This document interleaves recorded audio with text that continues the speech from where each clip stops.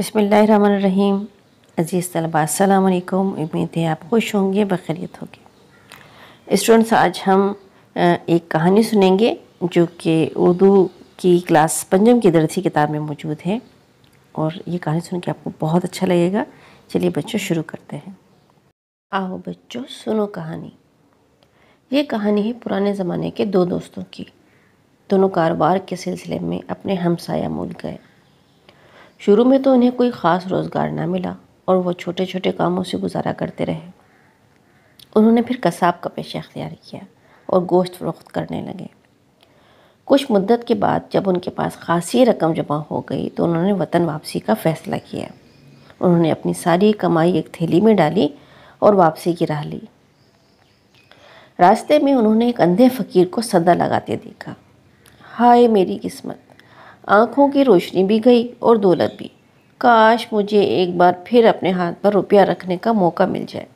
वो बार बार यही अल्फाज दोहरा रहा था। इन दोनों ने अंधे फ़कीर की यह गिरिया वजारी सुनी तो उससे पूछा, भाई तुम हो कौन और किस्मत से यूँ शिकवा क्यों कर रहे हो?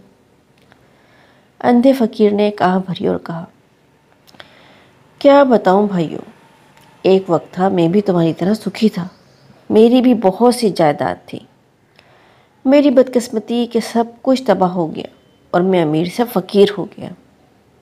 इन दोनों आदमियों में से एक ने कहा, मगर तुम ये क्यों कह रहे थे कि काश एक बार फिर अपने हाथ पे रुपया रखने का मौका मिल जाए? अंधे फ़कीर ने कहा, कभी मेरे पास हज़ारों रुपए होते थे। अब जी चाहता है कि अपना ना सही दूसरे का रुपया ही अपने हाथ पर रखकर थोड़ी देर के लिए जी खुश कर लूं। वो दोनों बहुत रहमदिल थे। उन्होंने आपस में मशवरा किया और अपनी थैली फ़कीर के हाथ में थमा दी और कहा, लो भाई, तुम अपना दिल खुश कर लो। अंधे फ़कीर ने उनका शुक्रिया अदा किया और थैली खोलकर सिक्के टटोलने लगा। थोड़ी देर बाद दोनों दोस्तों ने अपनी थैली फ़कीर से वापस मांगी।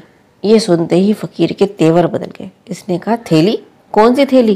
किसकी थैली? वो कहने लगा, बस अब बहुत हो गया मजाक, हमारी थैली हमें वापस करो, हमें अपने वतन जाना है।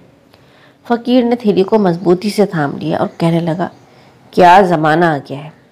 सारी उम्र भीख मांग मांग के मैंने रुपया पैसा जमा किया और तुम मेरी उम्र भर की कमाई छीनना चाहते हो। इतना कहकर फ़कीर चल दिया। इन दोनों ने फ़कीर से अपनी थैली छीनने की कोशिश की तो वो ज़ोर ज़ोर से चिल्लाने लगा, अरे लोगो, मुझे बचाओ, डाकू मुझे लूट रहे हैं। फ़कीर की चीखों पुकार सुनकर लोग दौड़े चले आए और इन दोनों को डाकू समझकर पकड़ लिया। वो बेचारे लोगों को यकीन दिलाते रहे कि पैसा इनका है। फ़कीर ने धोखे से हत्या है, मगर इनकी बात किसी ने न सुनी। जब मसले का कोई हल न निकला तो लोग इस फ़कीर और दोनों आदमियों को बादशाह के दरबार में ले गए। बहुत अक्लमंद था। इसने पहले फ़कीर और फिर दोनों आदमियों की कहानी सुनी। कुछ देर गौर करने के बाद इसने एक बड़ी सी कढ़ाई मंगवाई और हुक्म दिया कि इस कढ़ाई में पानी डालकर गर्म किया जाए। दोनों आदमी बादशाह का हुक्म सुनकर डर गए। उनका ख्याल था कि बादशाह इन्हें खोलते हुए पानी में डालकर मार देगा। मौत के ख्याल से वो लरस गए। बादशाह की सख्त गिरी और इंसाफ पसंदी बहुत मशहूर थी। कढ़ाई में पानी उबलने लगा।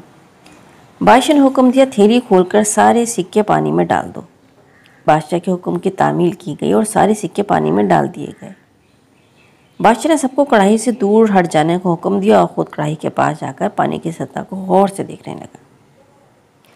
थोड़ी देर बाद बादशाह वापस अपने तख्त पर जा बैठा। इसके बाद इसने हुक्म दिया, कढ़ाई का पानी गिरा दिया जाए, रुपए इन दोनों के हवाले कर दिए जाएं। फ़कीर झूठा है, इसे कैद में डाल दिया जाए। बादशाह का फैसला सुनकर दोनों आदमियों के दिल में खुशी की लहर दौड़ गई। शाही फैसले के मुताबिक इन्हें इनका रुपया वापस मिल गया। दोनों बादशाहों को दुआएं देते रुखसत हो गए। फ़कीर को कैद खाने में डाल दिया गया। दरबार में मौजूद हर शख्स हैरान था। बादशाह को इन आदमियों की सच्चाई और फ़कीर के झूठ का कैसे पता चला? लोग ये बात जानने के लिए बेचैन थे। आखिर काजी ने हिम्मत करके पूछा तो बादशाह ने कहा, हमने गर्म पानी की सतह पर गोश्त की चिकनाई देखकर अंदाज़ा लगा लिया कि ये रुपया इन लोगों ने गोश्त फ़रोख्त करके कमाया है। बादशाह की बात सुनकर दरबार में मौजूद हर शख्स बादशाह की दानाई और इंसाफ पसंदी पर अश कर उठा। उम्मीद करती हूँ बच्चों आपको ये कहानी बहुत पसंद आई होगी। इस कहानी से हमें ये सबक मिलता है कि झूठ अपना कितना भी ज़ोर क्यों ना लगा ले, जीत तो हमेशा सच्चाई की होती है। इसलिए हमेशा सच बोला कीजिए। और वीडियो को आप लाइक और शेयर कीजिएगा और चैनल को भी सब्सक्राइब कर दीजिए। अपना बहुत सा ख्याल रखिएगा। अल्लाह हाफिज़।